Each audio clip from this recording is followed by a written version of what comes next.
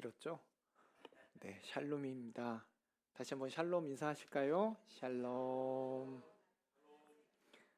옛날에 그런 농담입니다. 살롬 죽일 놈 그랬잖아요. 죄송합니다. 죄송합니다. 네, 저희는 살롬입니다. 샬롬. 네, 제가 특히 주일날 그냥 뭐 바쁜 것도 아닌데 계속 분주합니다. 그래서 막 권사님들이 아니면 성도들이 막 이야기를 건네면 뭘 하기 위해서 사무실로 갔다가 아, 네, 뭐하러 사무실에 왔지? 라고 깜빡합니다. 예, 자꾸 권사님이 벌써부터 그러면 안 된다고 하시는데 자꾸 올라가다가 막 권사님이라고 인사하고 뭐 이렇게 하다가 사무실에 딱 왔는데 내가 왜 사무실에 왜 왔지? 딱 그러면서 어떻게 해요? 깜빡깜빡합니다. 여러분은 기억을 잘 하십니까? 예, 우리 권사님들이 나이 들어보면 저처럼 돼요. 다 알아요. 그래서 근데 나이가 들기 전부터 이렇게 깜빡깜빡하고 또 인간은 뭐예요? 망각의 동물이라고 얘기합니다. 하지만 이런 우리가 잊고 지내면서 살아가는 가운데서도 항상 우리를 기억하시는 분이 계세요. 그것이 바로 하나님이시기 때문에 우리처럼 까먹지 않으시고 우리에게 항상 기억하셔서 우리를 돌보시는 하나님, 그 하나님을 우리 계속해서 나누는 이 시간 되길 원합니다. 지난번 우리가 계속 한나의 사무엘서에 대해서 계속 나누고 있습니다. 한나가 좀 괴로웠던 것을 나누었죠. 어떻게 괴로웠죠? 예.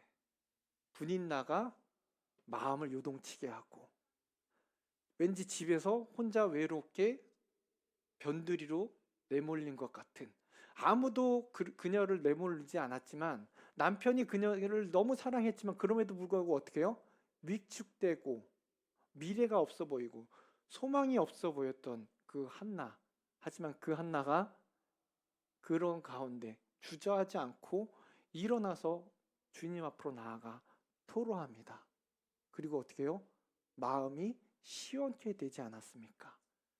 그 가운데 우리 계속해서 그 말씀을 이어서 나아가길 원하는데요. 그런 가운데 엘리 제사장과의 대화를 통해서 나의 기도가 어떻게 해요? 응답되었구나 라는 한나의 확신이 생깁니다. 그래서 오늘 본문 18절 말씀인데 다시 읽겠습니다.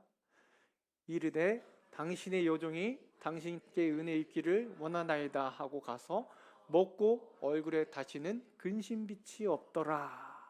한나의 뜻이 뭐냐면요, 은혜가 넘쳐 흐르는 이라는 뜻이에요. 그래서 그녀의 이름처럼 은혜 입기를 원합니다. 그래서 한나의 이름과 뜻과 같이 이전에는 깨닫지 못했던 그 하나님의 은혜를 한나가 깨닫게 되는 거예요.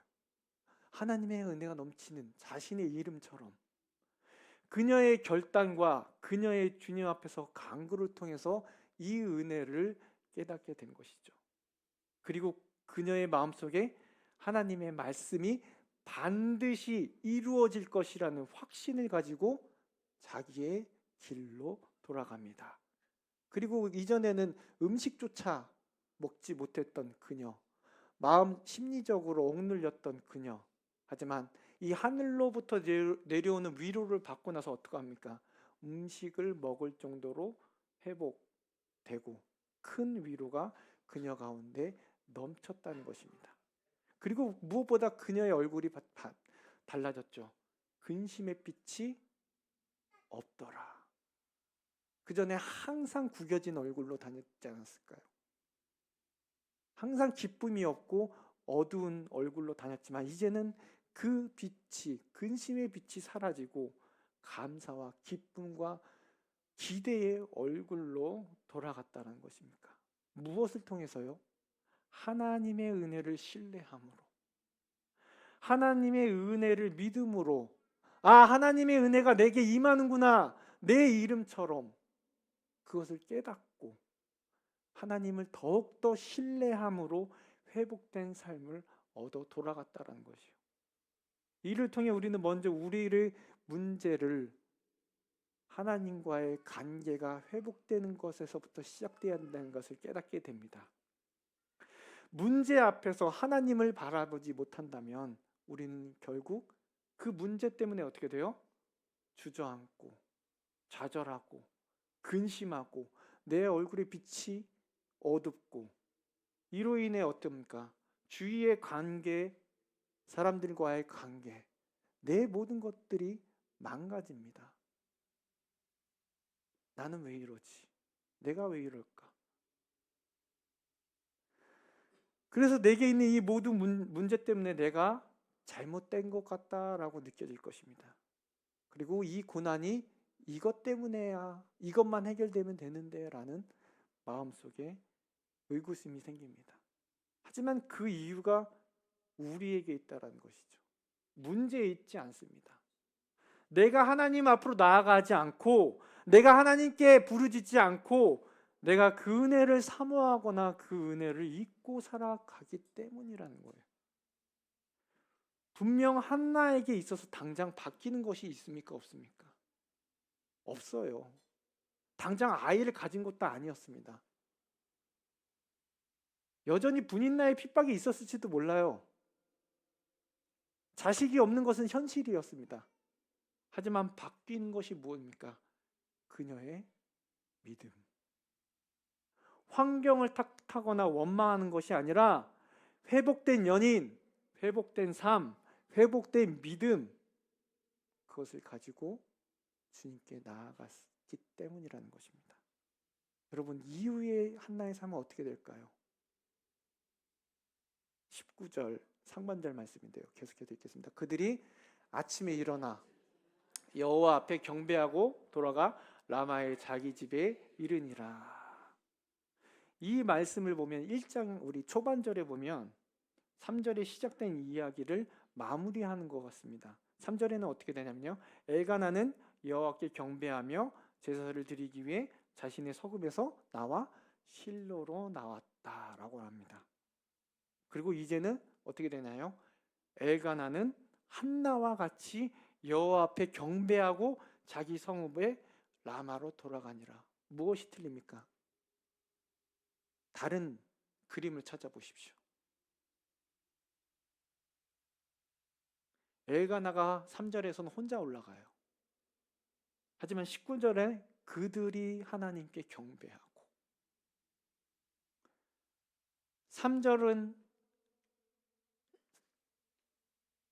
엘가나의 가정이 특히 한나와 분인나 사이에 적대감이 팽배했지만 그것이 깨어지는 모습이 바로 19절의 말씀에 보여주는 겁니다.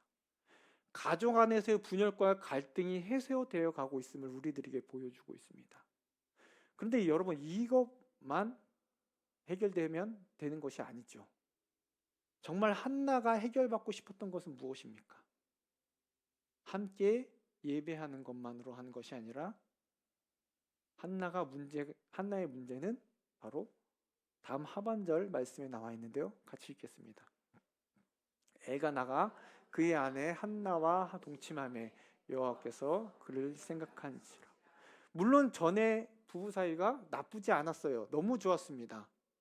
엘가나는 한나를 너무너무 사랑했고, 야, 아들보다 내가 더 낫지 않냐 할 정도로 자신감을 뿜뿜을 냈죠. 하지만 이렇다 해서 이것이 문제 해결의 키포인트는 아닙니다. 정확히 보자면 한나의 문제는 무엇입니까, 여러분?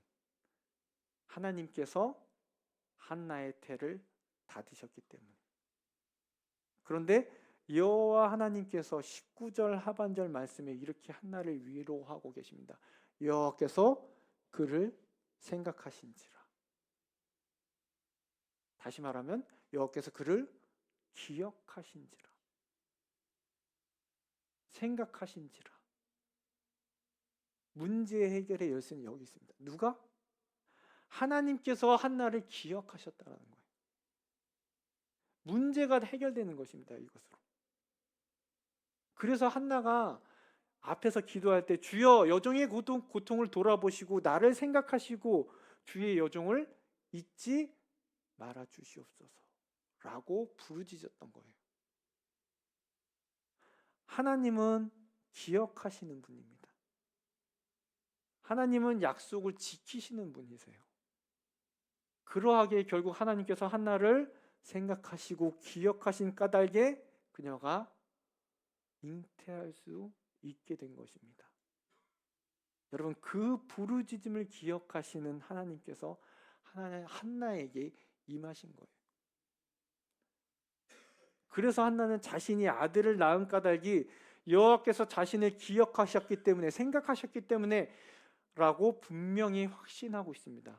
어떻게 하냐고요? 20절 말씀입니다. 한나가 임신하고 때가 이름에 아들을 낳아 사무엘이라 이름하였으니 이는 내가 여호와께 그를 구하였다 함이더라. 그의 아들 이름이 어떻게 됩니까? 사무엘. 그 뜻이 뭐요? 여호와께 그를 구하였다라고 설명하고 있기 때문에 그녀의 확신, 하나님 주신 것, 자신의 기도의 간구를 들어주신 것, 그 응답이 바로 이 아들 사무엘이다 라고 고백하는 것입니다. 그래서 사무엘은 뭐요? 여호와께로부터 구해 얻은 자입니다. 한나가 얻은 아들은 구하여 얻은 자입니다. 다시 말해 은혜로 얻은 자입니다. 때문에 그를 통해서 여러분 희망이 없던 한나에게 미래가 주어진 것입니다. 여러분, 이것이 인간의 힘입니까? 여러분, 이것이 인간의 노력으로 될까요? 그런 희망이 없던 한나에게 미래가 주어진 것은 하나님께로부터 은혜가 임했기 때문입니다. 어떤 인간의 노력 그것이 아니라. 그녀의 미래는 캄캄했습니다. 혼자 있는 것 같고 원수도 집안에 있고 남편이 사랑한다 한들 문제는 해결되지도 않고 집이 곧 지옥이 아니었을까요? 하지만 이 터널 속에 기억하시는 분이 계셨습니다. 그녀를 기억하시고 생각하시고 계셨던 하나님이 계신 것입니다. 그런데 그녀를 그 전에 왜 하나님은 기억하시고 생각하지 못하셨을까요? 분명 똑같은 상황, 똑같은 것이 계속됐는데 우리가 앞에서 말씀했듯이 그녀의 문제를 주님 앞에 내려놓고 토로했을 때 그녀를 기억하신 것입니다. 생각하신 것입니다. 우리는 기억하시고 응답하시는 하나님을 깨달아야 합니다. 모든 것을 기억하셔요. 우리가 알고 있건 모르고 있건 하나님 모든 것을 기억하시고 생각하시고 그 약속을 이루어 가신다는 것입니다. 남몰래 울며 기도했던 기도 제목, 부르짖으며 주님 앞에 녹놓았던 그 기도 제목, 나는 잊고 있지만 주님은 분명히 기억하고 계신다는 것입니다. 오히려 그런 하나님을 우리가 잊지 않기를 원합니다. 우리 삶 가운데 내 삶이 바빠서, 내 삶이 힘들어서, 내 삶을 즐기느라 하나님을 잊어버리는 그런 일이 우리 삶 가운데 없기를 원합니다. 우리를 결코 잊지 않으시는 분이 우리와 항상 함께 하심을, 그러므로 우리가 우리의 것을, 우리의 문제를 아랠 분은 오직 주님밖에 없다는 것입니다. 그래야 문제가 해결됩니다. 여러분, 문제가 해결되지 않는 이유는 바로 이거예요. 물질의 문제, 관계의 문제, 바로 주님 앞에 나아가 이 한나의 모습처럼 토로하며 부르짖으며 나아가기를 원합니다. 그 자리가 이 예배의 자리입니다. 그 자리가 기도의 자리입니다. 그 자리를 사모하는 저와 여러분들이 되길 원합니다. 한나의 출산이 1년이 지났습니다. 그리고 다시 이 엘가나의 가족은 여호와께 제사를 드리게 실로로 나아갑니다. 21절 말씀인데요. 같이 읽겠습니다. 그 사람 엘가나와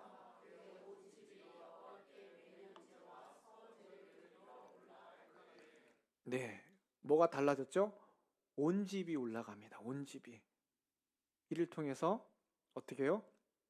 가정이 회복됐음을 보게 됩니다. 누구로 인해서요? 한나가 자녀가 없어서 변두리에 있었던, 밀리면서 생긴 가정의 그 깨어짐이, 상처가 회복된 것이란 사실입니다. 이것으로 봐서 사무엘의 그 출생을 통해서 가족이 화합함으로 감사하는 제사를 드리기 위해 올라갔을 가능성이 크다는 것이죠. 그런데 이렇게 화합되고 놀라운 기쁨의 자리, 예배의 자리에 한나가 올라가지 않는 것입니다. 22절 상반절 말씀인데요. 읽겠습니다. 오직 한나는 올라가지 아니하고 온 집이 올라가는데 오직 한나만 올라가지 않습니다. 이전과 한나의 태도는 다르죠. 우리가 알고 있긴 하지만 한나의 행동은 지금까지 그 태도와 전혀 다른 모습. 오직 한나만 올라가지 않습니다. 이렇게 강조해서 말하는데 오직이라는 말로 말씀에서 강조가 있습니다. 여기까지 보면 아무래도 오랜 불임 가운데 얻은 자식이 귀하기 때문이 아닌가라는 생각이 들 수 있어요. 야, 이 귀한 아들을 내가 어떻게? 하지만 바로 다음 한나가 남편에게 하는 말을 들으면 알 수 있습니다. 다음 말씀이요. 같이 읽겠습니다. 그의 남편에게 이르되 이 아이를 젖대거든 내가 그를 데리고 가서 여호와 앞에 뵙게 하고 거기에 영원히 있게 하리다 하니 젖을 뗀 후에 올라가겠다 설명합니다. 여러분 당시 이제 어머니가 아이들을 젖을 때는 나이가 몇 살인지 아십니까? 그 고대 문헌에 마카비라는 문헌을 보면 3살입니다. 오늘 세인이가 마침 왔네요. 세인이가 딱 만 3세가 됐을 때 젖을 뗀다고 합니다. 세인이 나이 때까지. 그래서 이 3살 되는 나이를 독자적으로 움직일 수 있고 그때 하나님께 보이고 그 후로 영원히 하나님 앞에 섬기도록 하겠다라는 것이 보여지는 것이죠.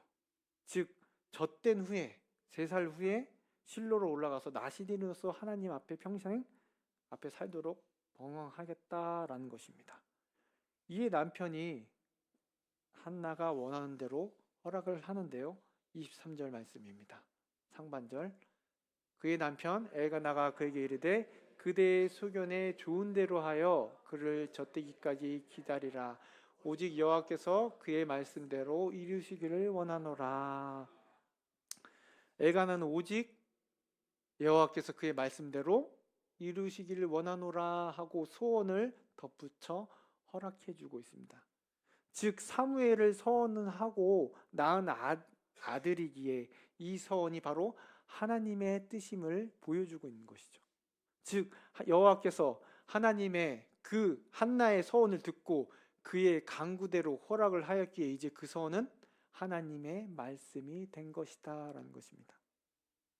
무슨 뜻이냐면요, 사무엘은 하나님의 뜻에 의해서 하나님으로부터 주어진 존재이고 하나님을 위해 살도록 정해진 인물이라는 것입니다. 그래서 성별된 삶을 살아갈 존재라는 것이죠. 그것이 말씀이 되었다라는 것을 의미하는 것입니다. 여기서 우리는 사무엘의 출생을 통해서 우리도 함께 깨닫게 되는데요. 우리의 삶 역시 사무엘과 같다는 것이죠. 우리의 삶 역시 구별된 존재예요. 성별된 존재예요. 주님께서 우리를 불러주시고 새 생명을 얻은 자들로서 하나님의 뜻에 따라 살도록 정해진 자들이라는 것입니다. 그러므로 우리도 그 정체성, 결국 하나님의 말씀과 뜻대로 이 땅에 부르심을 받은 자라는 것을 잊지 말아야 되는 것이죠. 우리 뜻이 아니라, 우리의 생각이 아니라, 우리의 의지가 아니라 주님을 섬기며 주님의 말씀대로 살아가야 할 존재라는 것입니다. 그러면 여러분, 내 삶은 이제 내 것이 아닙니다. 이 고백이 이 사무엘을 통해서 그 출생을 통해서 우리 가운데 있기를 원합니다. 이것이 우리의 앞에 미래가 없었던 캄캄한 어두운 우리 삶의 미래를 여는 열쇠라는 것이죠. 그럼 반대로 여전히 내 앞이 캄캄하고 내 앞에 어떻게 나아갈지 모르겠습니다. 그 이유가 무엇입니까? 하나님이 내 주인이 아니고 내가 여전히 내 삶의 주인이기 때문에 캄캄한 거예요. 내 삶의 키를 내가 가지고 내가 운전을 하고 있다는 것이죠. 하나님, 제가 운전할 테니 옆에 앉아 계세요. 아닙니다, 하나님. 지켜봐 주세요. 여러분, 이건 선한 양보가 아니에요. 모든 문제의 키는 주님께 있습니다. 나를 움직이시고 나를 이끄시는 것은 주님께 있습니다. 나의 삶을 이끌고 가는 것은 주님께 있습니다. 내가 운전하면요, 결국 막다른 골목으로 갈 수밖에 없다는 것이죠. 캄캄한 길로밖에 갈 수 없습니다. 주님이 이끄셔야지 푸른 초장으로 나아갈 수 있어요. 쉴만한 물가에 쉴 수 있는 것입니다. 우리의 존재가 어디로부터인지를 알아야 되는 거예요. 주님께로부터 나온 존재입니다. 우리가 어디 소속인지를, 우리가 어디 속해 있는지를, 우리가 거해야 할 곳이 어디인지, 그것이 바로 주님 안에 있음을 잊지 않는 저와 여러분들이 되기 원합니다. 계속해서요, 한나는 젖을 떼기까지 사무엘을 양육합니다. 23절 하반절 말씀인데요. 이에 그 여자가 그의 아들을 양육하며 그가 젖때까지 어찌 되었든 사무엘은 3살이 되기 전까지, 정확히 젖되기 전까지 독립할 수 없는 존재입니다. 그래서 전적으로 엄마인 한나가 양육을 해야 됩니다. 하지만 젖을 떼면 어떻게 돼요? 독립할 수 있는 존재가 되는 거예요. 고대 이스라엘에서는 보통 젖을 떼면 큰 잔치를 베풀었다고 합니다. 우리나라로 치면 뭐예요? 돌잔치. 그 예로 아브라함의 아들 이삭이 젖을 떼는 날 큰 잔치를 베풀었다라고 창세기 21장 8절에 나와 있는데요. 아이가 자라매 젖을 떼고 이삭이 젖을 떼는 날에 아브라함이 큰 잔치를 베풀었더라. 이것으로 볼 때 젖을 뗀다는 게 단순히 젖을 떼서 끝이다라는 것이 아니라 이 아이의 삶의 중요한 전환점이라는 것입니다. 어느 정도 자라서 한 인간으로서 부모로부터 독립할 수 있는 그 첫 단계가 젖을 뗀 단계라는 것을. 그래서 오늘 본문에 보면 3번이나 반복하고 있습니다. 잠깐 보실까요? 말씀. 그래서 그의 남편에게 이르되 아이를 젖대거든 그를 젖대기까지 기다리라. 그가 젖대기까지 기다리다가 계속 나옵니다. 물론 아직 어립니다. 시인이 보면 어리다는 걸 알죠. 하지만 그래도 그 독립의 첫걸음을 뛸 수 있는 나이가 되었다는 것이 젖대거든. 이에 한나는 그녀가 말한 대로 젖을 뗀 만큼 자란 사무엘을 데리고 서원을 갚기 위해 실로로 올라가는데요. 24절 말씀입니다. 젖을 뗀 후에 그를 데리고 올라갈새 수소 3마리와 밀가루 1에바와 포도주 1가죽부대를 가지고 실로 여호와의 집에 나아가는데 아이가 어리더라. 한나가 드리는 이 제물은 모세에 규정된 것과 동일하게 서원을 갚는 제사로 드리고 있다라는 것을 말씀을 통해 우리들에게 알려주고 있습니다. 이렇게 정확히 규정대로 서원제를 드리는 것, 여러분, 이 한나의 신실한 믿음의 행동을 보여주고 있는 것이에요. 갈등하고 내 귀한 아들을 얻었는데 하나님께 드리는 것이 싫을 수도 있었고, 여러분 3년이라는 아이 얼마나 귀합니까? 내 눈에 넣어도 안 아플 아이.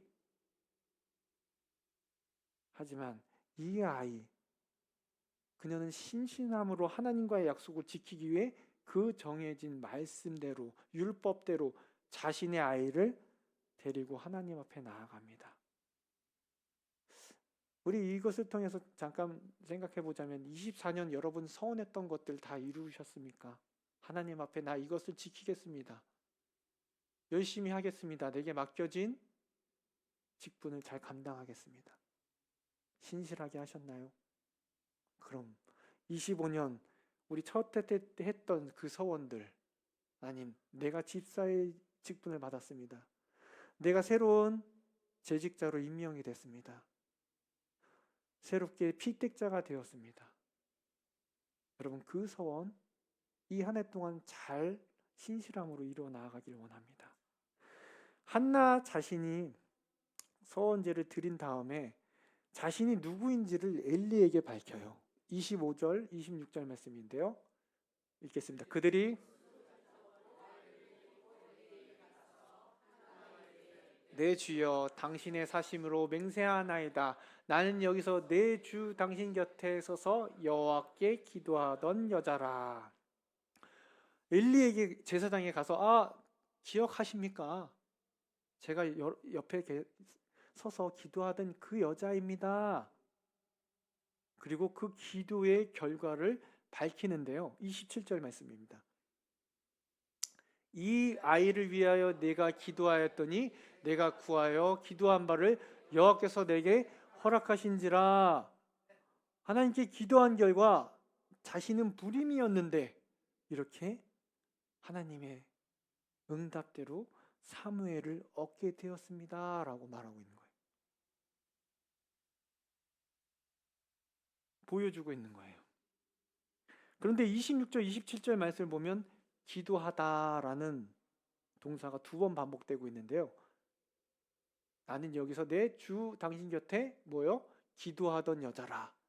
하지만 27절 보면 이 아이를 위해 내가 기도하였더니, 기도하다는 동사를 처음과 끝에 2번 반복하여 표현함으로써 누구에게 무엇을 위해 기도했는지를 명확히 보여주고 있는 것입니다.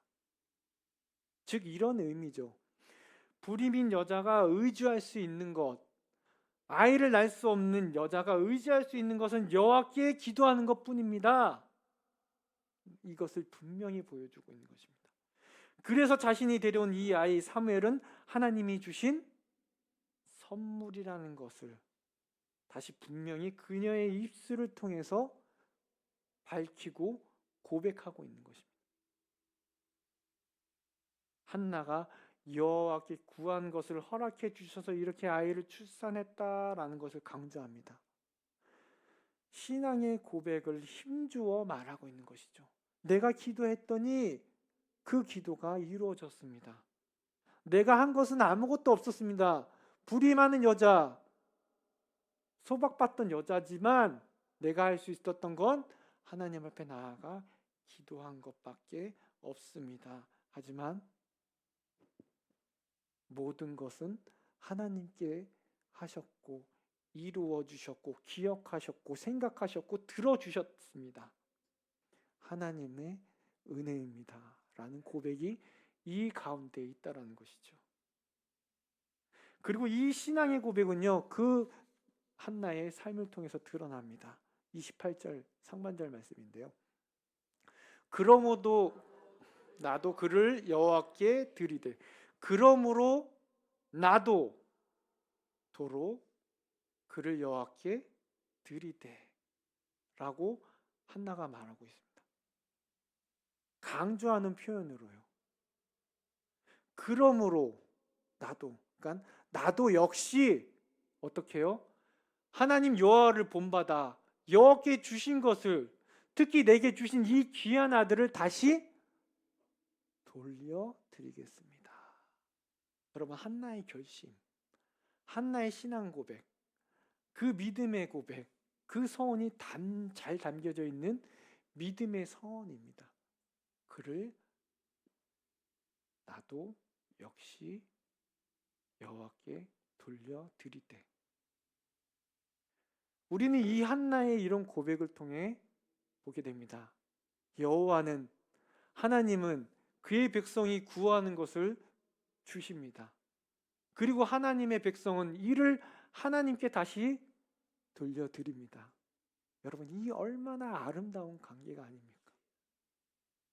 내게 주신 것들, 내가 받은 은혜 다시 하나님께 돌려드립니다.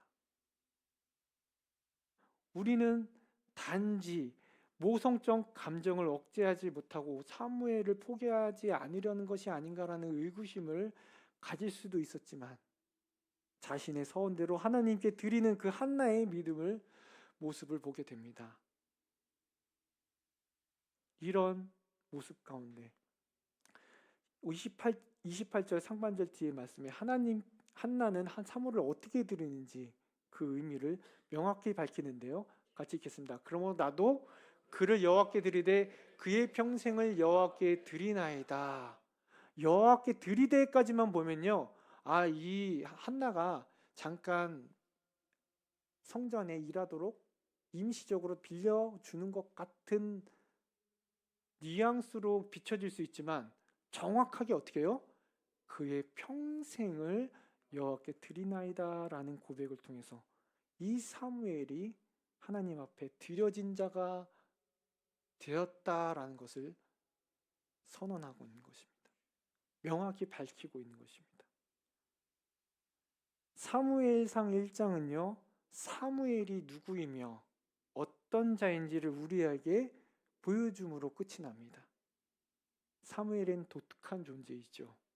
하나님에게서 기인한 자, 기도의 응답으로 태어난 자, 하나님의 선물로 주어진 자, 그리고 어머니 한나의 고통을 채우기 위해 주어진 자, 마지막으로 어떻게 해요? 다시 하나님께 드려진 자라는 것입니다. 이로 인해서 보면요, 한나와 사무엘은 생이별을 하게 됩니다. 여러분, 3살짜리 아이를 떠나보내는 게 엄마의 마음으로 어떤 마음이 들까요? 슬프죠. 그러나 그들은 울거나 슬퍼하거나 지질 짜면서 엄마 가지마, 엄마 없이 못 살아, 이게 아니라 28절 하반절 말씀에 이렇게 얘기했는데요.